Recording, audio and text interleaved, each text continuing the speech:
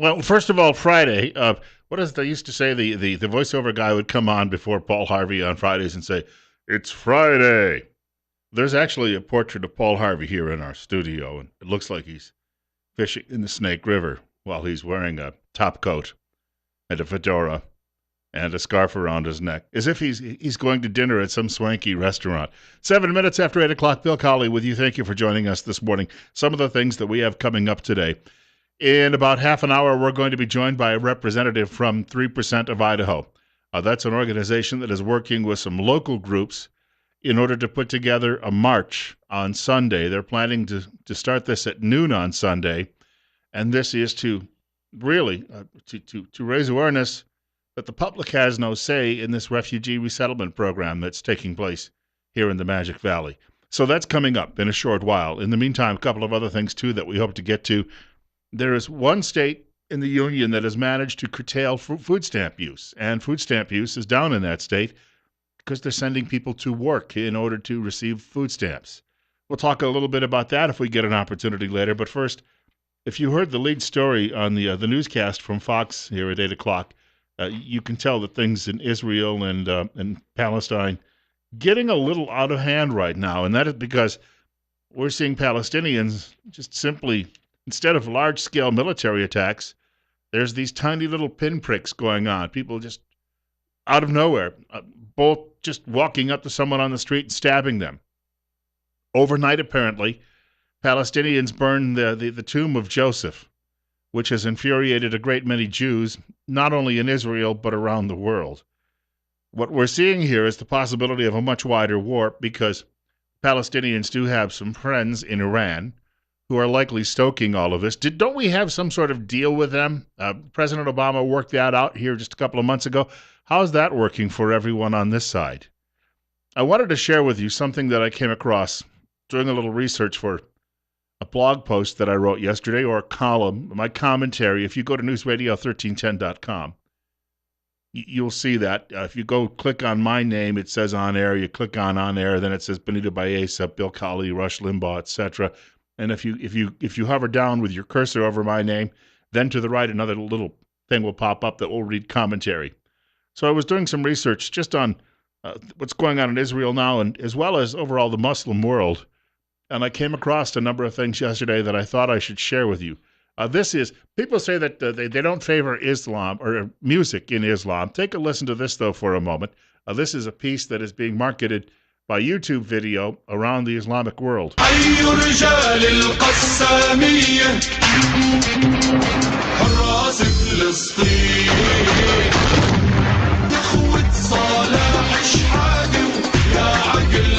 Now, it sounds like some bad, 80s pop performance, I know. What they're doing, though, is singing going on there, and I know only a handful of people probably here understand Arabic. What they're doing, there was a translation that came up with this. They're telling people that killing Jews is a form of worship. Muslims are saying that killing Jews is a form of worship. Now, the people that we're dealing with, obviously, are a little bit behind the times. And there was a couple of different websites that I came across. This is a video, by the way, from Hamas, which, of course, is starting most of the trouble over there. But the Palestinian Authority is no better, egging on people to go out and commit these actual attacks. A writer by the name of Alexander H. Jaffe is writing at the Middle East Forum, and says what the stabbings in Israel reveal about Palestinian society. And, probably reveal as well about Islamic societies really around the world. Not that we should ever be concerned about that in the Magic Valley. One suggestion, he says, is that Palestinian culture has been overtaken by psychosis. But what is the underlying cause? Part of the answer is sadomasochism. All cultures have a touch of sadism, but inflicting pain and rejoicing in suffering are also visible within Palestinian culture, that they can be construed as defining traits. Today, sadism is the individual exception rather than the societal rule in most parts of the world, with the exception of warfare elites that set trends and values. Religious authorities, educators, that is, media and politicians, never endorse sadism. The leaders of the Palestinian culture do. Of course, the ISIS culture, they do that too as well. A great many governments in that part of the world obviously endorse it because they participate in it. The fetish, the writer says, of resistance and victimhood leads to another notable Palestinian cultural trait, masochism. The ideology of steadfastness and resistance has long celebrated Palestinian ability to endure pain, much of which it creates itself. We're dealing with a part of the world that just seems to have lost its collective mind, if it ever had it. I happened to see a post yesterday from James Robbins. James Robbins used to be a native of where I worked at one time, and I don't know him that well, but had some contact with him in the past. He was an editor for a time at the Washington Times, and now is writing for another couple of publications, and very insightful fellow. And he had a piece yesterday. There is an imam over in that part of the world who says that if you spell Coca-Cola backwards in Arabic, it says no to Muhammad and no to Mecca. And if you play certain Beatles songs backwards, right, there's secret codes in them too. And then he went on to say that Pepsi in Arabic too is also offensive. So he's urging people in that part of the world apparently to commit jihad against Coca-Cola and Pepsi. So now if anyone wants a glass of pop in that part of the world, they have to throw it down and then apparently stamp on the ground and stick a couple of knives in it or whatever else they do to show what the depth of their faith happens to be. Frankly, they're nuts. I don't know any other way to explain it. They're bat crap crazy is what they are. And these are people that we're trying to sometimes negotiate with, as in Iran. Why? We still can't figure that one out. And we're talking about resettling people of that nature in various parts of the United States, including, guess where? Magic Valley, Twin Falls, Idaho. All of that people are dealing with now, and we can't stop it. I mean, obviously, we haven't been able to stop it. And that's the whole point of this rally coming up in a couple of days. And I do not understand. I still cannot fathom the left-wing mindset that indulges in some sort of la-la land thinking that believes that everyone is going to settle down here and we're just all going to sing Kumbaya and dance around the maypole, whatever it is we do, and everyone is going to get along. Because we have evidence that in communities there's a tipping point. It's a certain percentage. In fact, I heard somebody cite this at a meeting at an ACT, the local ACT for America chapter, probably back in May or June, and saying that you get to about 8 or 10% of the population, and that's when people start demanding that, well, they don't want pork served in schools. Even if their kids, don't eat it, they don't want your kids eating it as well because that proximity would be offensive. And so you're going to start hearing all of these demands and people saying, well, we also want to have our own courts and the like. It's happening. And to sit here, when you read those dang newspaper editorials that say, oh, you're just all being mean, or you hear someone like Randy Staples say, well, they're not organizing out there in the sagebrush to fight us. You know what? Not yet.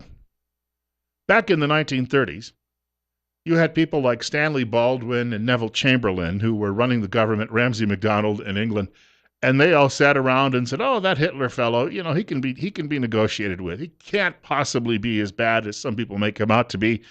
And after all, most of those upper crust Englishmen, they didn't like Jews either. When they heard Hitler railing about them, they said, whatever. Yeah, sure, okay, fine with us.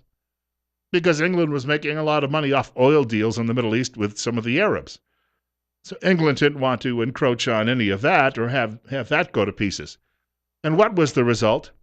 If you to sit here and calmly say, we're dealing with an enemy. And if you let that enemy grow in strength and in numbers, you are definitely looking at some form of your own cultural suicide if you keep this up. England has never recovered from the bombing blitz and the loss of humanity and the loss of its treasures and its empire as a result of World War II. All of those things went away in a matter of 6 years. Gone. Poof. Into thin air.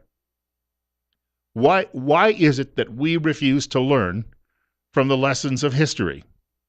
And I know a lot of us have friends who are skeptical when we talk about this, and we have some people out there who aren't our friends, simply don't like us when we talk about it. But why is it that do they not read history? What are they not aware of? Or why is it they choose, even if they have read history and they know this, why is it they choose to think somehow things are going to be different now? What? Because they're nicer? Well, we're nice people because You're not, first of all, but we are, and we're going to make sure that these people are all happy, and we're going to take them baskets and baskets of food. I've got a couple of spare hams. Oh, I shouldn't take that. Right. And then they'll know that we like them. And when they decide that they're going to discipline their wives, well, gosh, that's their culture. American culture is bad. Their culture is good. There is a story also that I included at that commentary, if you go to our website, from a publication called Asia Times. And it starts out with just the story, an anecdotal story about a woman apparently in Britain, 20 years old, was raped. So victimized once, right? Her mother went out and said to her father, that would be the mother's husband, rather, but the girl's father and the girl's brothers, she said, you have to kill her. So they did, and they went out and they buried her in a field somewhere. This has just been discovered, and somebody is going to be serving some hard time for that. And once they actually get behind bars, then they'll be able to proselytize and spread that faith even more among the inmate population. Won't that be great? To cite an old commercial for a particular brand of beer. Won't that be great? And then the story goes on to detail with charts and graphs. These are actual facts.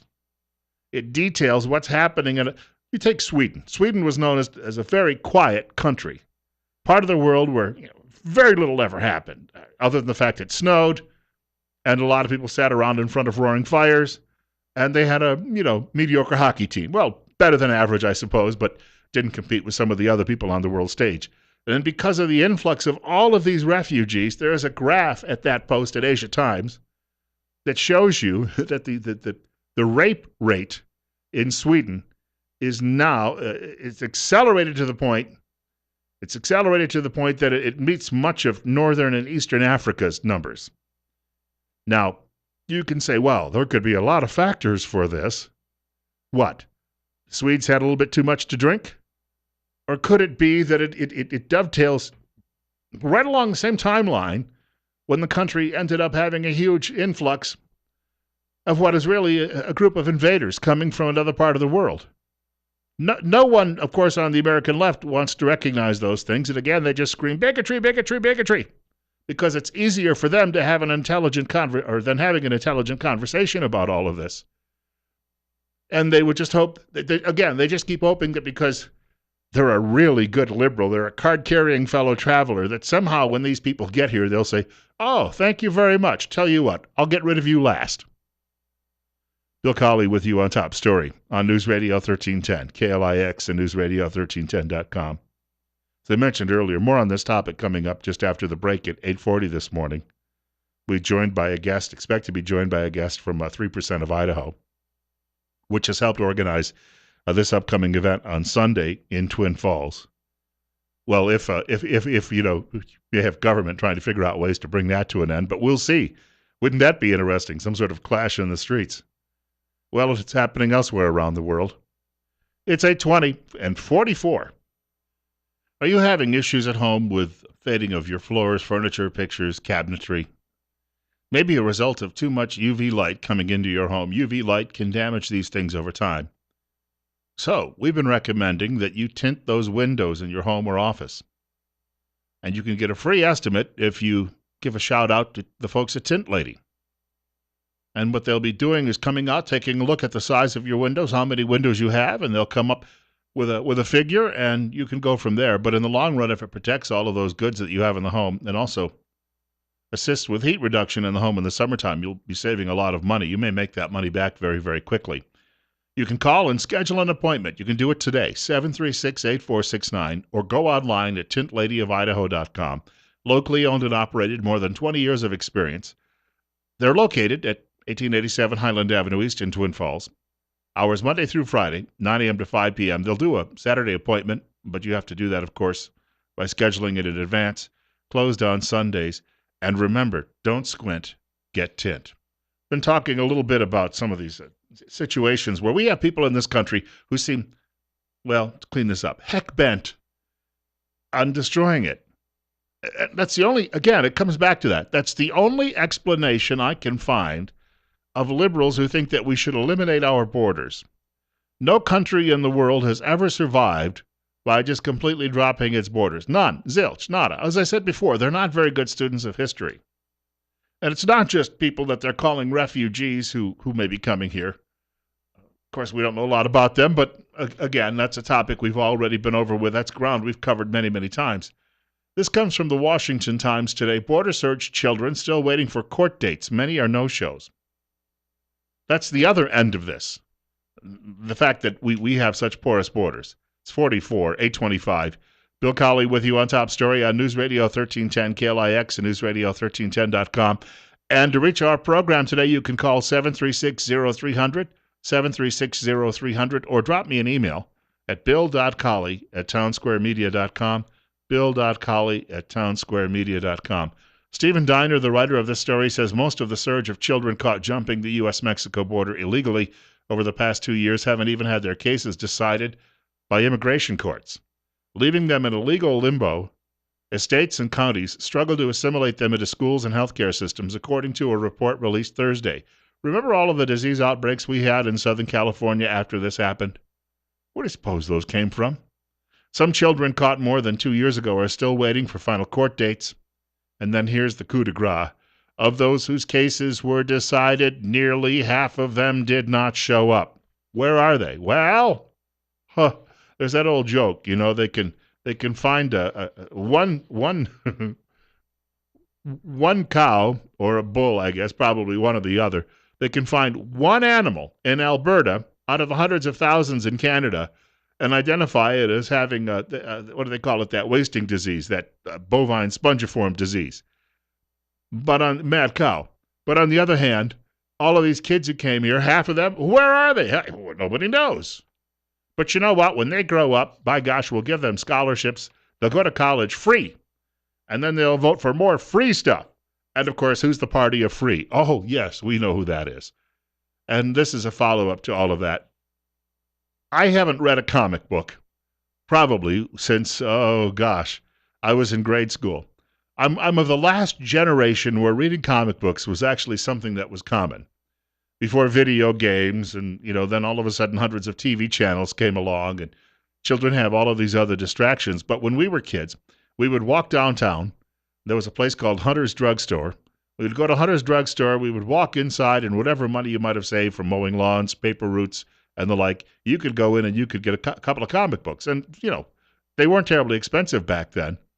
You could probably get a couple for 50 cents. We would read Sergeant Rock, Sergeant Fury. Sometimes we would read about the superheroes, but that wasn't really popular in my neighborhood. So I don't even know who reads comic books any longer. I suppose liberal bloggers living in mom's basement, but that may be about it. This is from the Daily Caller. Captain America beats up on illegal immigration opponents in latest issue. It says, pow, bang, thud, that's the sound of the new progressive Captain America defending illegal aliens against a group of militia members in a new politically charged version of the legendary comic book franchise released on Wednesday. The action and the political preaching unfolds in the Marvel-produced Captain America Sam Wilson #1, as noted in a video released by the MacIver Institute. In the issue, Captain America beats up members of a white supremacist militia called the Sons of the Serpent as they attempt to apprehend a group of illegal aliens crossing the desert from Mexico to Arizona. Marvel announced last year that Sam Wilson, the character, would become the new Captain America, replacing Steve Rogers, who had lost his superhuman abilities. Rogers was a white guy, we should point out, just like the guys the new Captain America is beating up. Marvel introduced Wilson in 1969 as the Falcon, making him the first African-American superhero in the comic company's history. So I guess that's called Black Lives Matter on steroids. Captain America now is down there slapping around various people on the border who are trying to close that sieve that is causing us so many problems in this country, especially when it comes to the cost of social services and the like. How did we get here? I mean, I think that's a simple question. How did we get here? Just 15, 20 years ago in this country, all of this nonsense would have been buried way in the background. And now it's all out in the open. It's as if Sodom and Gomorrah, somebody just suddenly turned a switch and said, okay, it's all okay to go do all of this stuff. Destroy your country. Have relations with horses, cows, and pigs. And you know what? Let's dissolve our borders too as well, because then we can have relations with more people. Won't that be great? and then we can all vote for Democrats. 8:30. Bill Colley with you on Top Story on News Radio 1310 KLIX and newsradio1310.com.